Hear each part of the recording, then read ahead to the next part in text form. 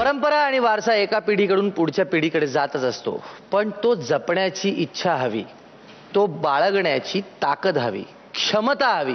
आणि तीच क्षमता आपल्या मावळ्यांनी पहिल्या फेरीमध्ये दाखवली होती. पाहूया ते काय घेऊन येतात, कारण कार्यक्रमातला शेवटचा संघ आहे हा. आणि शेवट मात्र कसा असायला हवा, त्याच्यात थरार असायला हवा. जोरदार टाळ्यांनी स्वागत करूया साताऱ्याचे उदय यादव आणि ग्रुप.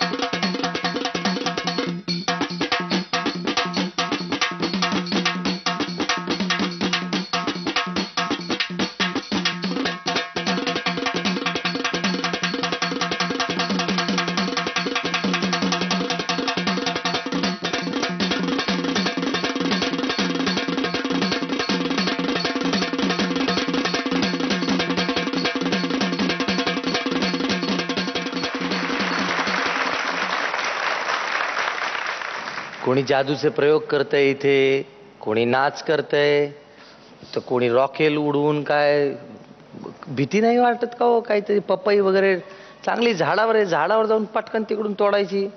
इथं कुठं पोटावर बिटावर लेकरांच्या ठेवताना पचकन मारता इथं. हा इथं वा असं होतं. बर, पण काय वाटलं मुग्धा? छान वाटला. मर्दानी खेळ आम्ही पाहिलेले आहेत या प्रोग्राममध्ये, आणि एक जरा वेगळं काहीतरी केलं तुम्ही. टरबूज वगैरे आली, म्हणजे नारळ वगैरे फोडायचे, त्यामुळे टरबुजांवर आला. जरा बरं वाटलं. पण एक चांगला प्रयोग झाला. या छोट्या मुलांनी खूप खूप छान आगीचे खेळ आणि बाकी सगळा एक प्रयोग दाखवला. छान आणि खूप गोड मुलं आहेत ती, त्यामुळे एक आम्ही खूप गोष्टी चालू होत्या, त्यामुळे बघत होतो. व्हरायटी होती, चांगलं वाटलं. मकरंद सर, खरं तर युद्धविद्या ही समाजासाठी अत्यंत आवश्यक राजा शिवछत्रपतींनी त्या काळी आणली. तर असा हा जो खेळ आहे तुमचा, जो मागच्या कार्यक्रमात आम्ही जेव्हा बघितलं तेव्हा त्याची खूप जास्त गंमत वाटली होती. शस्त्र लिमिटेशन येतील तरी तुम्ही केलीत जितकी आहेत, पण आपण एक गनिमी कावा म्हणतो, ते एखादा गनिमी काव्याचं असं काही होऊ शकलं असतं का, असा एक प्रश्न मनात आला माझ्या. माझं म्हणणं एवढंच होतं की युद्धविद्या आहे, पण त्याचं कुठेतरी जाऊन वापर, मग तो करताना त्याच्यात आम्हाला तू कसं खेळून ठेवणार, कारण का हे आम्ही बघून झालं. तर आता दुसऱ्या फेरीसाठी आम्हाला असं काय काय दाखवलं जाईल ज्याच्यामुळे आम्ही घाबरू किंवा आम्हाला असं वाटेल की अरे. बर, आपण बघूया किती पदकं मिळत आहेत तुम्हाला. मुग्धा, मी तुम्हाला 8 मेडल देणार. 8 मेडल्स मुग्धाकडून मिळालेली आहेत. मकरंद सर, 8 8 आणि 8 16 पदकं मिळालेली आहेत. धन्यवाद.